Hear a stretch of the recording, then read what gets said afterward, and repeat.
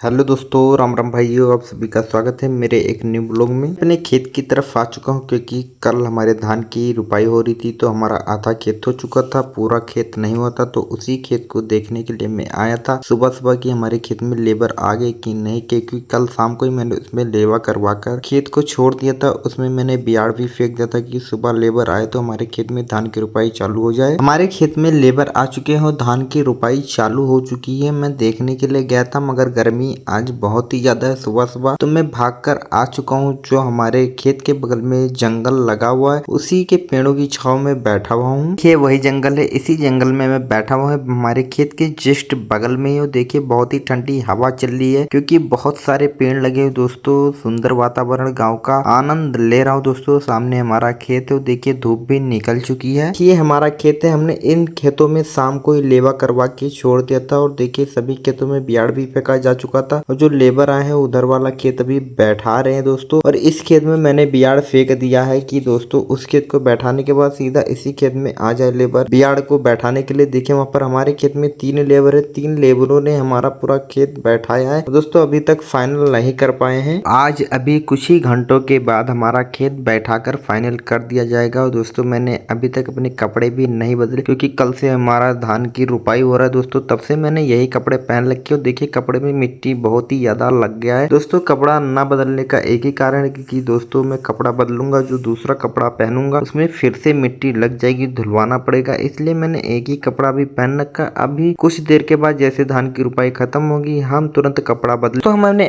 खेत में चाय और पानी मंगवा लिया क्योंकि सुबह सुबह 6 बजे लेबर खेत में आ चुके थे तो उनको भूख प्यास लगी थी, तो इसलिए हमें पानी खेतों में मंगवाना पड़ा। देखिए इस थैली में गुड़ है दोस्तों, पेवर देसी गुड़। तो हम पानी पिलाते हैं लेबरों को। पिलाने के बाद देखिए हमारे दोनों खेतों की धान की रुपाई हो चुकी है, थोड़ा सा बचा है भी कुछ ही देर में, वो भी हमारे लेबर जो है फाइनल कर देंगे दोस्तों। उसके बाद मैं अपनी मोछों पे ताव रखकर सारा दिन घूमता रहूंगा क्योंकि धान की फसल की रुपाई हो चुकी है। और दोस्तों मेरा काम भी खत्म हो चुका है और देख सकते हैं पूरे खेत में जो है धान की रुपाई आप लोगों को दिख रही है। खेत में धान की रुपाई खत्म हो चुकी है। जो मैंने बियाड़ कटवाया था लेबरों से, देखिए इतना बियाड़ बच चुका है दोस्तों। हमारे पास अब खेत नहीं है बैठाने के लिए, इसलिए ये रखे हुए हैं दोस्तों। इतना हमारा बियाड़ लगा भी है थोड़ा सा, बगल में दादाजी का है। दूसरे दिन सुबह सुबह मैं अपने खेतों में जा रहा हूँ क्योंकि जो हमारा बियाड़ बचा था आज मैं उसे काट कर अपनी गाय को मतलब अपनी भैंस को खिलाने वाला हूँ। क्योंकि हमारा जो बियाड़ है वो वैसे लगा रहेगा दूसरों के खेतों में,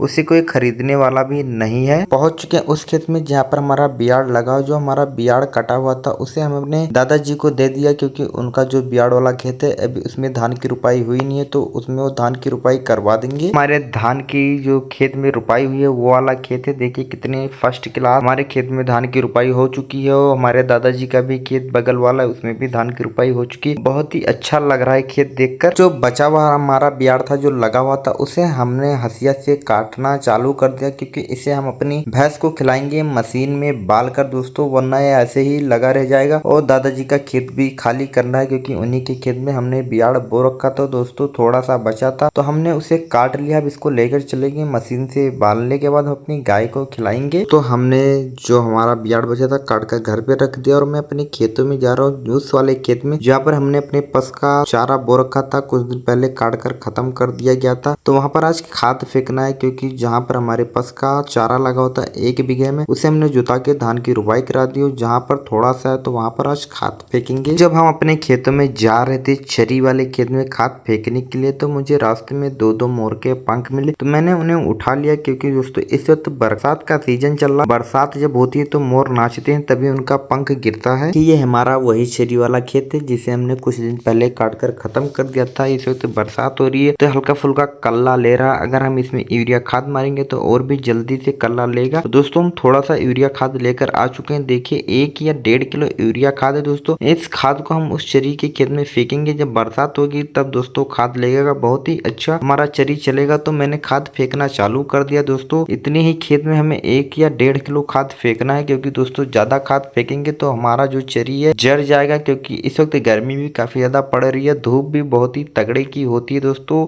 इसलिए थोड़ा सा फेंकना है। और दोस्तों थोड़ा सा ही बहुत ही ज्यादा फायदा करेगा हमारे चरी के खेत में। जब बारिश होगी, अभी तो हल्का फुल्का नमी है क्योंकि कुछ दिन पहले जो बारिश हुई है इसलिए मिट्टी में अभी जो है हल्का फुल्का नमी है, पैर दब भी रहा है खेतों में। क्या खाद फेंक कर खत्म कर दिया गया है और चलते हैं हम आपको अपना आज गन्ने का खेत दिखाते हैं, क्योंकि काफी दिन हो चुका है, 4-6 दिन में अपने गन्ने के खेत में आए हुए, तो आपको गन्ने का खेत दिखाता हूँ क्योंकि गन्ने का खेत भी बहुत ही अच्छा लग रहा है। ये देखिए, ये हमारा वही गन्ने का खेत है जिसमें मैंने इस साल बहुत ही ज्यादा मेहनत की और गन्ना काफी ज्यादा बड़ा भी हो चुका है, क्योंकि लगातार बारिश हो रही है। बारिश के कारण हमारा गन्ना बहुत ही लाजवाब इस वक्त दिखाई दे रहा है और गन्ना धीरे धीरे काफी ज्यादा बड़ा भी हो चुका है दोस्तों। अब इसमें अगर हम खड़े हो जाए तो शायद ही हम दिखाई भी नहीं देंगे, इतना बड़ा हमारे गन्ने का खेत हो चुका है। अपने घर के लिए निकल चुके हैं और घर पे पहुंचने वाले हैं। देख सकते हैं इस वक्त खड़ंजा कितना सोना दिखाई दे रहा है दोस्तों। बरसात का सीजन है, आने जाने वाले भी नहीं दिखाई दे रहे हैं। तो आज के लिए इतना ही। वीडियो आप लोगों को अच्छी लगी तो वीडियो को लाइक और चैनल को सब्सक्राइब करना बिल्कुल भी ना भूले और ज्यादा से ज्यादा आप लोग सपोर्ट करें, क्योंकि आप लोगों का सपोर्ट नहीं मिल रहा है।